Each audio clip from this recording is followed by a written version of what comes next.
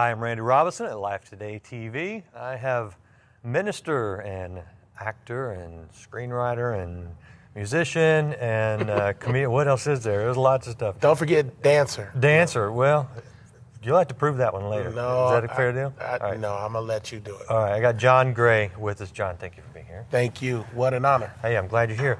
Let's talk about your movie, Unconditional. Yes, Unconditional. I'm a co-producer on the film and one of the actors in the film. I have a small role, but my role is primarily behind the camera and helping with the story arc and some development of the characters.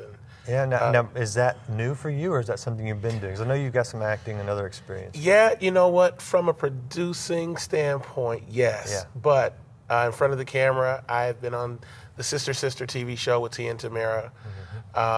I've been on House of Pain with Tyler Perry. Mm-hmm. I've done theatrical stage plays all over the country, toured. And so I've got background in the acting. And then I started directing films in 2008 and entered a film competition with the grand prize of $100,000. And I felt like I had as good of a chance as anybody else. Entered the competition, made it to the semifinals, and did a 15-minute short film, and ended up coming in first place of all the filmmakers from around the world. And I said, I think maybe the Lord's opened up a door. In fact, I know that He had, and so I've just kind of run through that open door in the area of film and media. So that led to you being able to put together this movie. Yes. What's the premise here? The premise is, through a series of extraordinary events, a man finds himself becoming one of the most vocal and ardent activists and voices to help fatherless children in one of the most impoverished neighborhoods in the United States, and how his commitment to helping these fatherless children and at-risk children intersects with the life of one of his childhood best friends who lost her husband in the same neighborhood where he now works. Mm-hmm. So it's a story of hope, of healing, of forgiveness, of reconciliation. Mm-hmm. We deal and bring about the concept of not just racial reconciliation, but emotional reconciliation, and how God allows what looks like serendipitous circumstances to turn out for our good.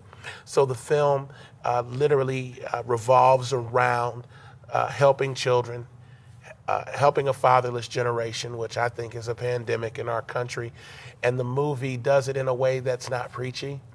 And I think that we've put together a great product that will not just be a movie, but a movement. And Unconditional, I believe, is going to rally the church. It's going to build bridges, which I think are critical. Right now in our country, we need to build bridges, not tear them down. We, black and white, need to come together, not separate.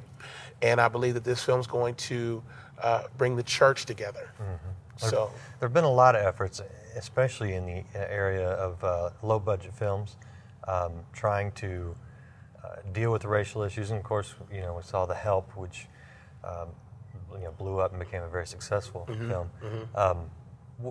Do you see a lot of artists trying to address the racial and then some of the other issues like the fatherlessness? Yeah, I think Hollywood has realized that there's a market and there's a hunger and there's an underserved community that if they, create content, that there's an audience that will come. I don't think anyone knew that The Help would do what it did. No, not at all. And it was a small budget for Hollywood. $25 million is not a lot on Hollywood standards, but it's gone on to make over $200 million. That film, the theme of reconciliation is something that I think the church should get out in front of.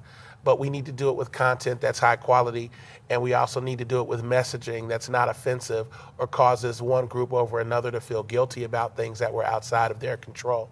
I think we need to take responsibility on both sides of that dynamic and say, what can we do to come together and build bridges? And so everybody wants to help children. Everybody wants to see children develop and have opportunity.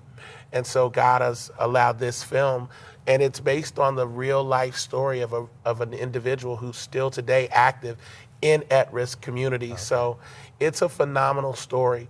And one of the things that's interesting about Unconditional is that we get an opportunity through the website to give people, after they've seen the movie, they can click the button that says act, and they can find opportunities in their respective community to get involved at a grassroots level in the life of a young person or in the life of a nonprofit organization that's doing work in their area.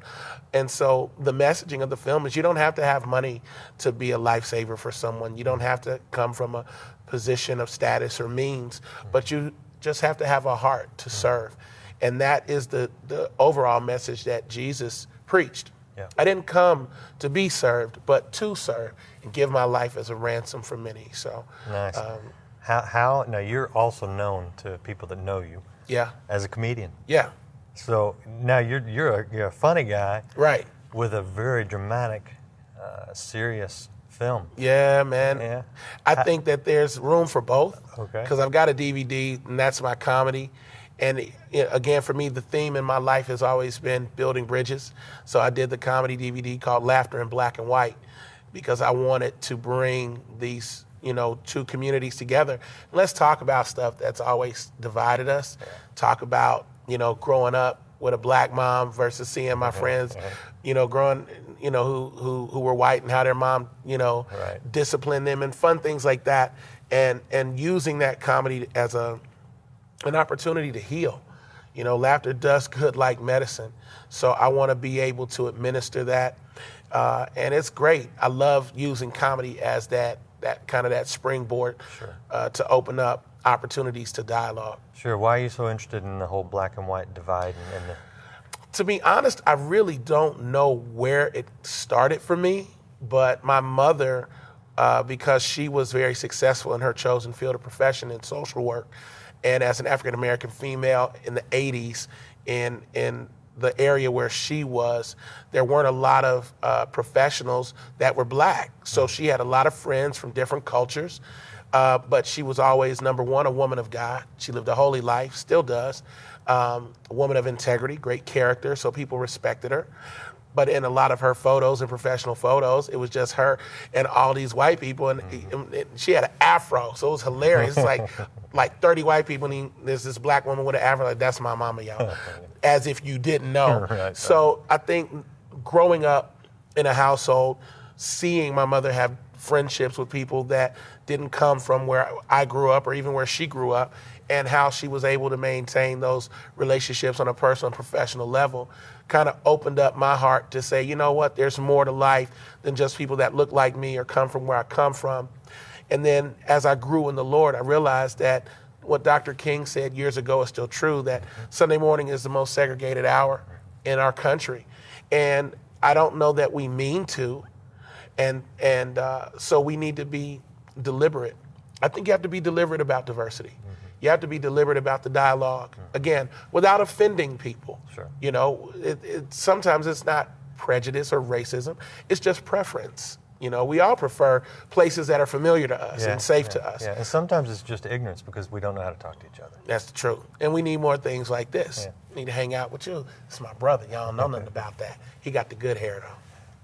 For now. Right. Cool. Make sure you check out the film Unconditional. And check out his comedy stuff, too. Give me the URL for your website and for the movie where people can get involved. My website is johngrayworld.com, JOHNGRAY, world. And the movie is unconditionalthemovie.com. Unconditional, the movie. Check it out, and let's build some bridges, and you can laugh, too, with this guy. And do remember to check out John when he's on Life Today at lifetoday.org.